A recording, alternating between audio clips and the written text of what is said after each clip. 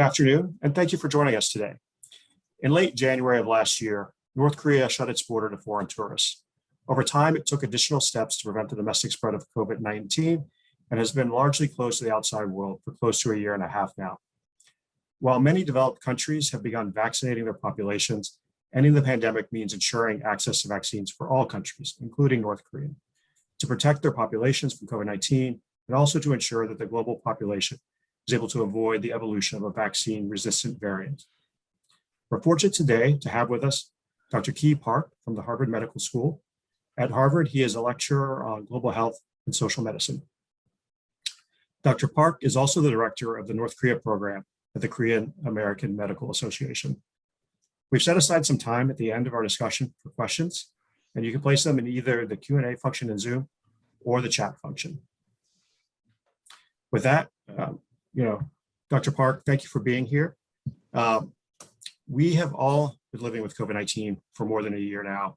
And for those of us living in many countries of the world, including North Korea, that's unlikely to change in the near future. Before we turn to actually discussing how to vaccinate North Korea, I wanted to try and have a little bit of a discussion about sort of the baseline that we're working with in terms of the healthcare system in North Korea. You've been there 18 times since 2007. What can you tell us about the healthcare system in North Korea? Yeah, Troy, just some ground rules. Please call me Kee. We know each other well enough where we're having a conversation. Yeah, so Kee and is perfectly fine. And thanks for having me on this event. So yeah, baseline. What is North Korea's health system like? Let's just go back a little bit before the Great Famine of 1990s. So prior to that, if you compare North and South Korea as far as their health outcomes, North actually exceeded South Korea in several areas. So it wasn't something that North Korea's been trying to struggle to improve the healthcare. They were actually exceeding. Then the famine hit, the Soviet bloc came apart, and they actually asked for external assistance. And that's when a lot of the international organizations went in. And you can see that during that time, health metrics got significantly worse. But since then, you can see a gradual improvement in a number of areas. And it's been a trend. It hasn't really fluctuated. There's a diminishing rate of stunting. Now they do have some stunting, but it is diminishing in every aspect. Infant mortality rates, maternal mortality ratio, which is more of a capacity for a treatment, that's gone down steadily to the point where they're actually at the SDG target of 70 per 100,000 live births. So you're dealing with a system that's highly organized, highly educated, with full support of the government. And they get good, they're a highly efficient health system. That's the good news.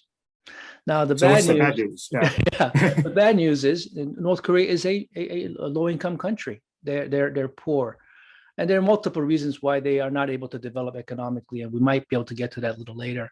I mean, we've had multiple events together with on sanctions, and that's probably the number one reason. But it's a poor country, and then you apply these international sanctions, which are probably the most restrictive in history of sanctions, and it cripples the country's ability to care for its people. They can't get spare parts. It's difficult for them to bring in medicines even. They don't have an exemptions mechanism like the international organizations have. So that was the sanctions part.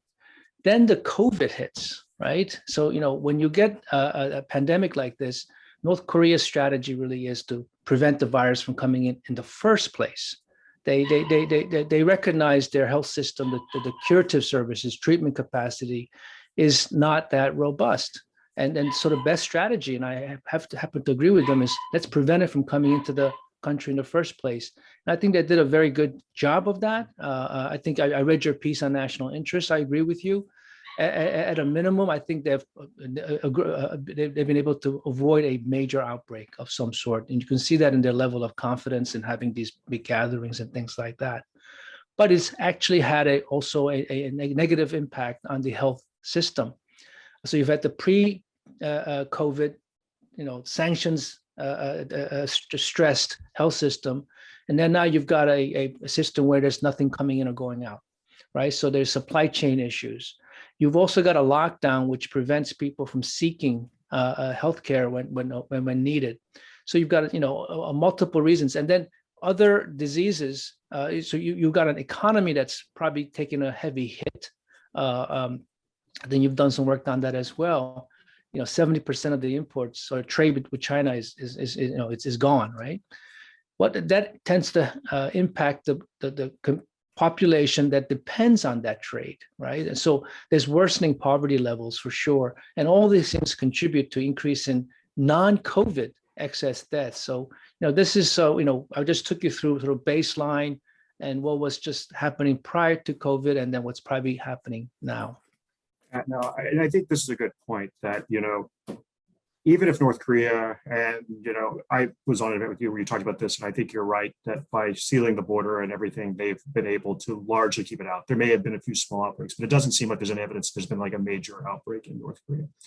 But because the cost of that is, closing the border, trade hasn't come to a complete halt. I mean, some people kind of say that, but it has largely come to a stop. We've seen that in the official numbers.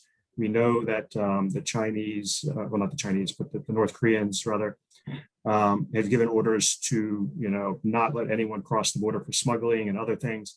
So the ways we might normally say they're formally or informally doing this, aren't working right now. And even so, if you look at the trade data, there was a distinct drop in the fall. And having talked to a few people or in contact with people in North Korea, a lot of it had to do with different domestic circumstances, but so trade largely fell off. But prior to that, there had been an increase in imports from Russia of medications. So they were trying to bring, those in. You could see in the numbers, trade with Russia actually at the beginning of COVID was up compared to the year before, even though trade with China was down. So you could see that they were trying to adjust and everything.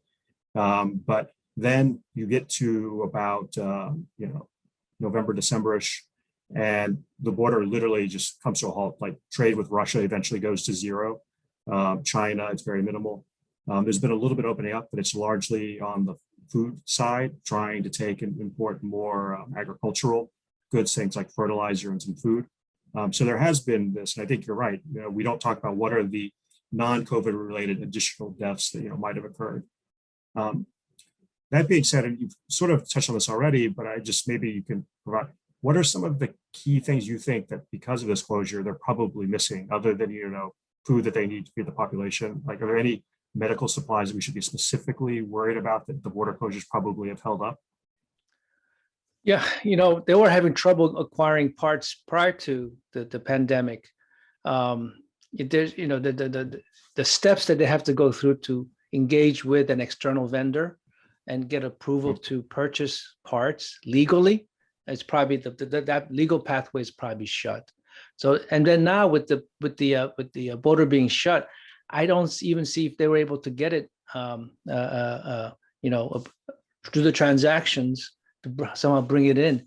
It would have to be some really critical pieces of equipment that they bring in, which really speaks to the ability to maintain their equipment.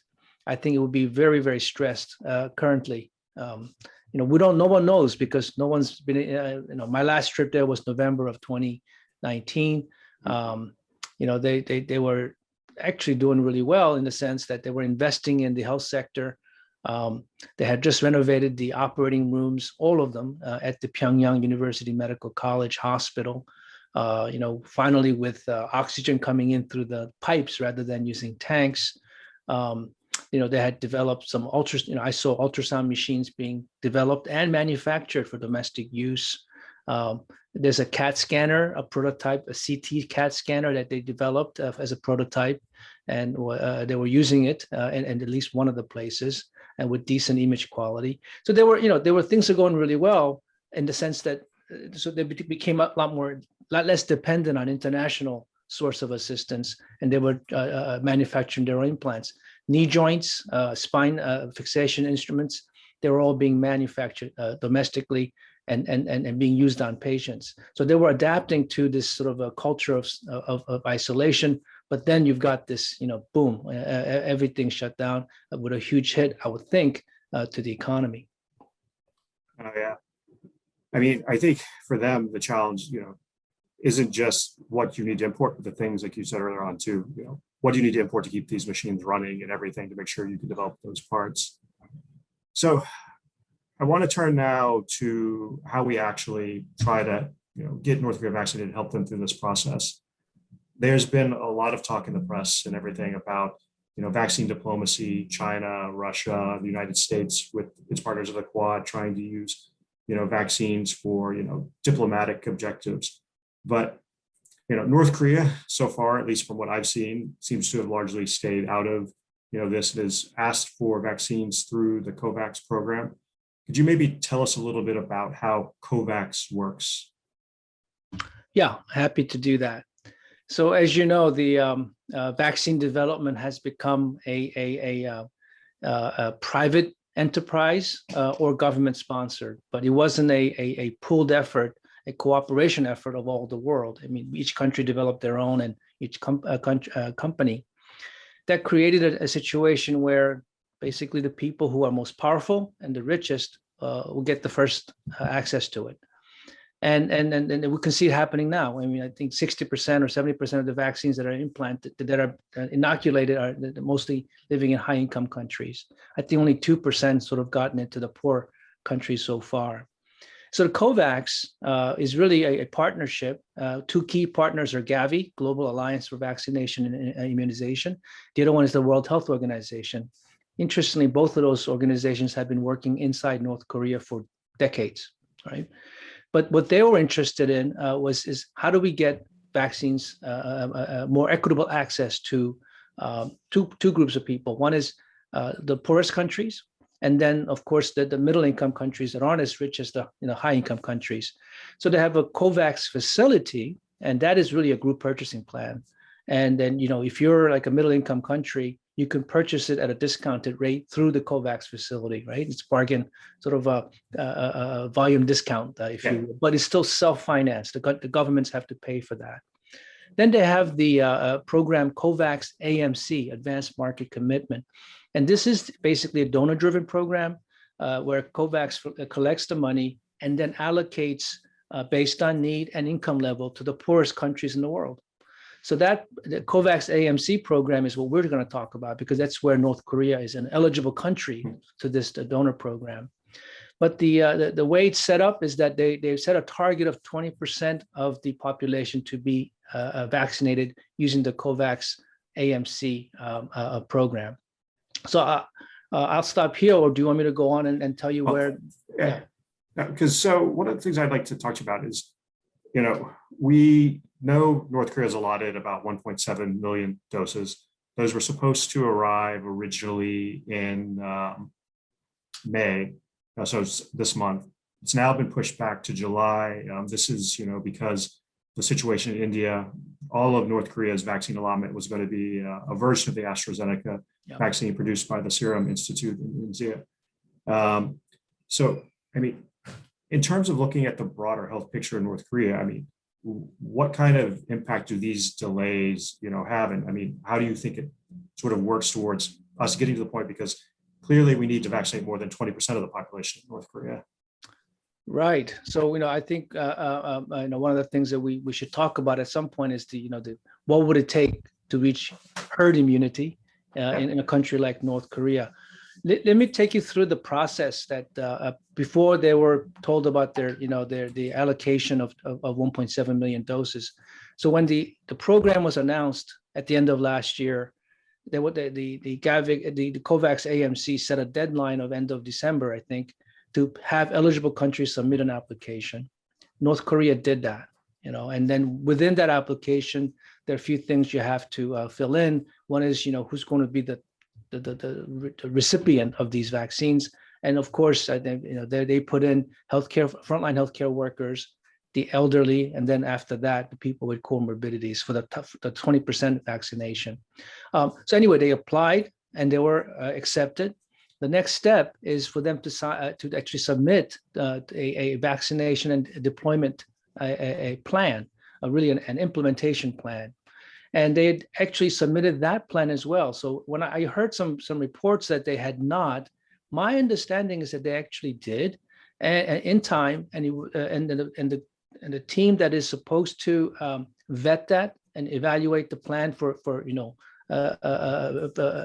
that it's feasible is the WHO office in Delhi, the regional office. And my understanding is that they went ahead and approved the plan submitted by DPR Korea on the deployment and vaccination plan. And this has to do with cold chain capabilities, the ability to roll out the program throughout the entire country. Then there were then one thing that was held up on the COVAX AMC was actually the WHO, the technical partner that would approve the vaccine. They had not approved the number one choice of the vaccine, which was the AstraZeneca vaccine, right? Because you can imagine in countries like North Korea, but other like in lower middle income countries, they wouldn't have necessarily the capability to maintain and deliver and transport ultra high, cold chain requirements, right? The things that Moderna and Pfizer required. So the AstraZeneca requires just simple refrigeration, which North Korea has.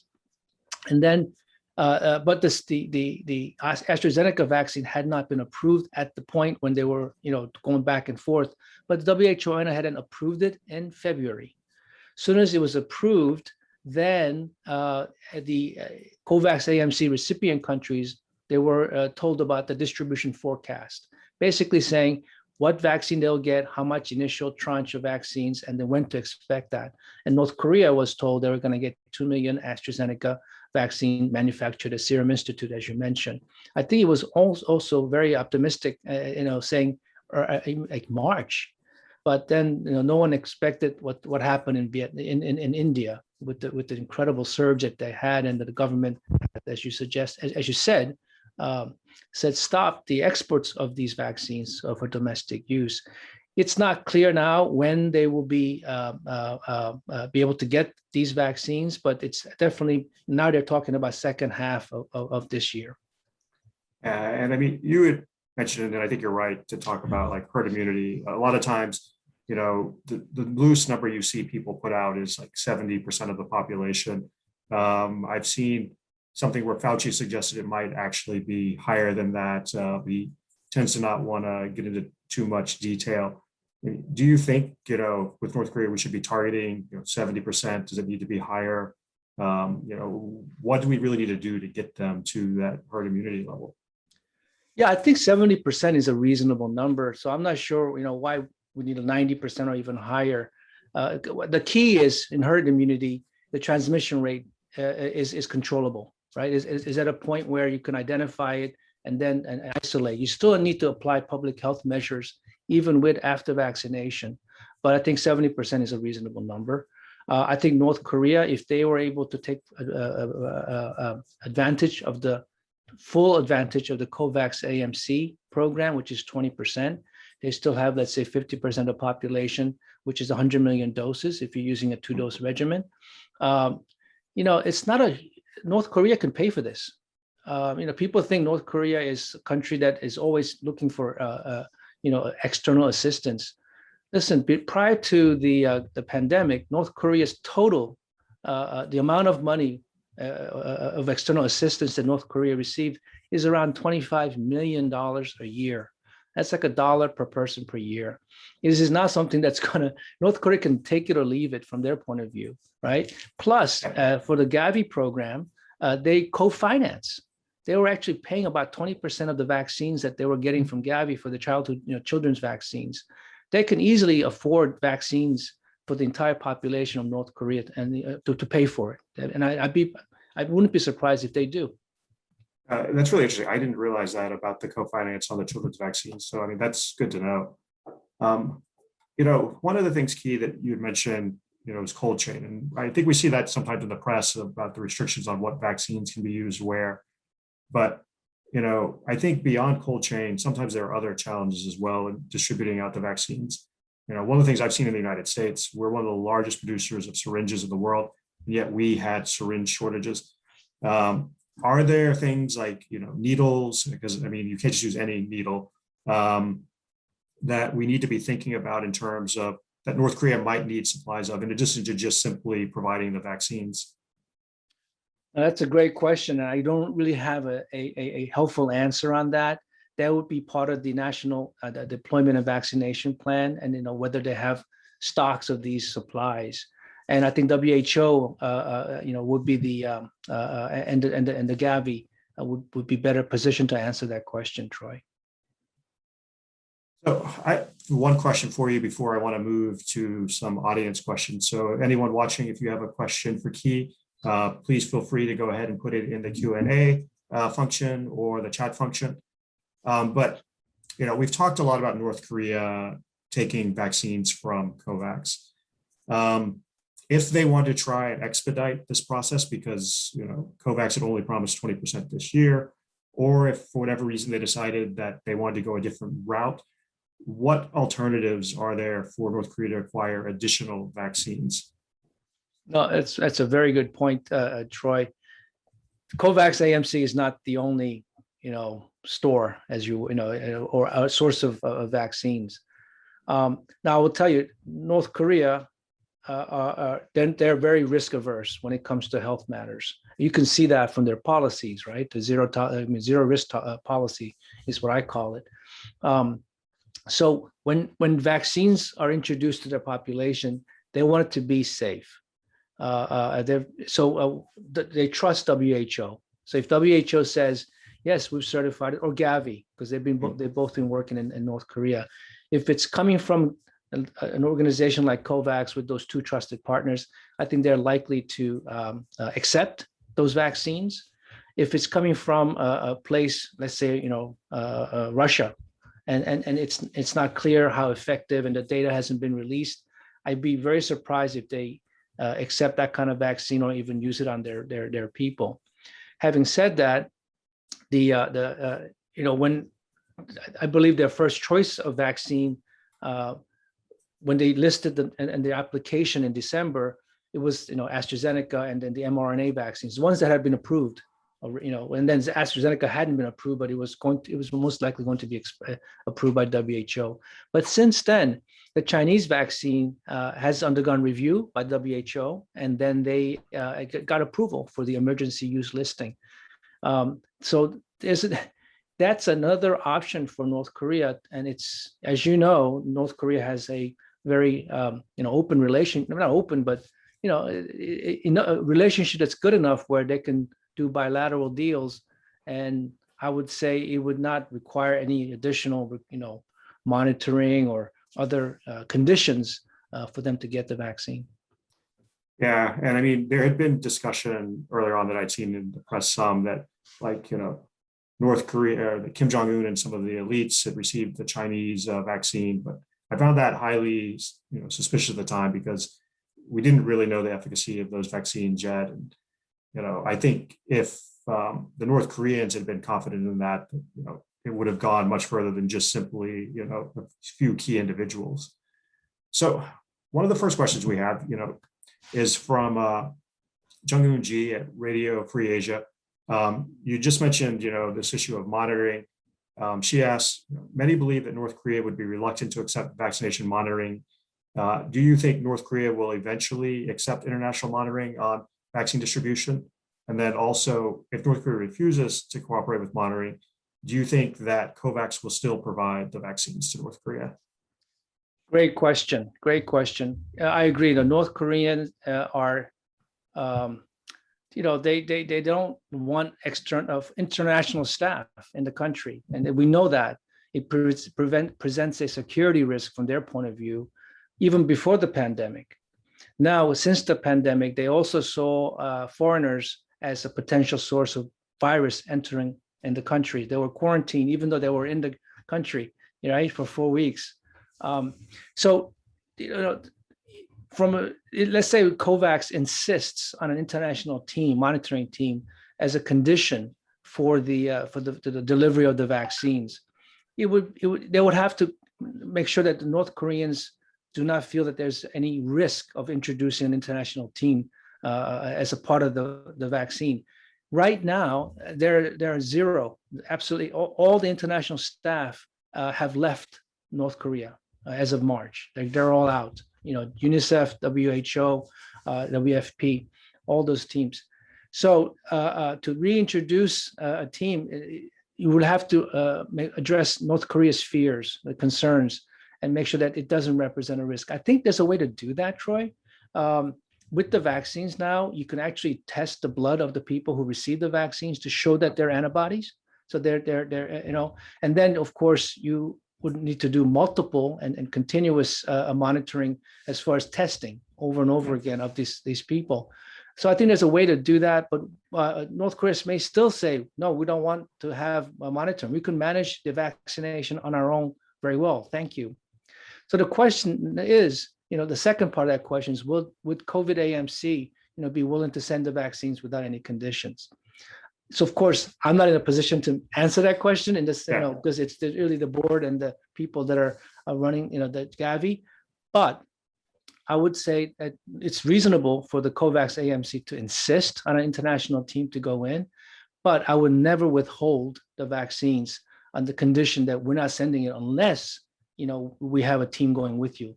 Let's face it, vaccines are not fungible. It's not like food, and then people only need one, or 2 doses, and then they can't, they can't hoard and have 50 doses. It doesn't give you the, so. And then North Korea knows they have to vaccinate their entire population, right? So whether or not they, vaccinate certain people first and then eventually trickle to the other population, it's going to get there one way or the other. And listen, every country has vaccinated their most powerful and the wealthiest first. We're not, every country that I know of. Yeah. No, interestingly, I did see a Daily NK article that suggested that the North Korean elites wanted to vaccinate the rest of the population first because they wanted to see how the vaccine reacted in them before taking it. So I think you're probably right, but maybe North Korea will be an exception to that. And the other thing about it is as well, you mentioned this, is that even if Kim Jong-un and a select group of elites get the vaccination, they don't get it for anybody else. If COVID were to really take hold of the population, they run the risk of a variant that maybe ends up, endangering them. So the only way to protect themselves is to protect their population, it seems. Exactly. Yeah. So I had a related question to this monitoring issue as well, which is, I know you talked in the beginning about that, this is a well-trained medical system, but are there going to be any needs to provide some type of training in terms of administering the vaccine that needs to be done? So it's not even just a question of monitoring, but will people maybe need to go in, at least initially, to sort of help with that process, the human infrastructure side of it, if you will? Right. So you've had the vaccine, right, Troy? Yes. How much medical care did you need? Well, it's not the care that I want. I want to know that, the people have been instructed, around me properly. But right. Yeah. And the people that were injecting you, what kind of skills did they possess? Right. So I guess what I'm trying to say is that North Korea knows how to vaccinate their population. They've been doing it for decades. They get 97, 98% vaccination rates on their children under 5. It's been documented and verified by UNICEF. To say that we would, there needs to be a monitoring team. It's not really a technical support team. It's really a eyes on the ground and making sure they comply. But like I said before, I can't imagine vaccines being used for any other purposes other than what is intended for. So I have in the queue 2 questions which are fairly similar. So I'm going to go ahead and combine them both from Angus McKellar and Edward Baker. In essence, what they would like to know is if you have either heard why China is not providing vaccines at the moment, or if you've heard anything concrete about North Korea actually trying to get access to either the Sputnik 5 or one of the different Chinese vaccines. I don't know. I don't have access to the conversations that North Korea may be having with either Russia or China. But as I wouldn't be surprised if there's ongoing discussions. In fact, I wouldn't be surprised if some of the North Koreans working at the border with the Chinese have not received those, some of the Chinese vaccines. I think there's a real possibility that they could have been vaccinated using the Chinese vaccines, as I mentioned, because especially that's approved by the WHO. The Sputnik V, the vaccine is up for review for WHO. So they actually published their data but it was only interim data in Lancet, and they published it. And Lancet is a highly respected journal, but it wasn't a complete set of data. So that's what the WHO would want to see before they approve it. But they're intending to get WHO approval. Okay. So I have just, before I let you go, and this has been a really great conversation. I'm glad we did this. Is there anything else that we should be thinking about in terms of actually trying to ensure that North Korea is vaccinated? Yeah, there's a couple of thoughts I had, and this is really more towards North Korean officials. They're sometimes reluctant, and they heard some side effects from AstraZeneca, and they're so risk averse to the point where they don't seem to be in any hurry to access these vaccines or even open up the country until the pandemic's over. But I would say there's a risk in waiting.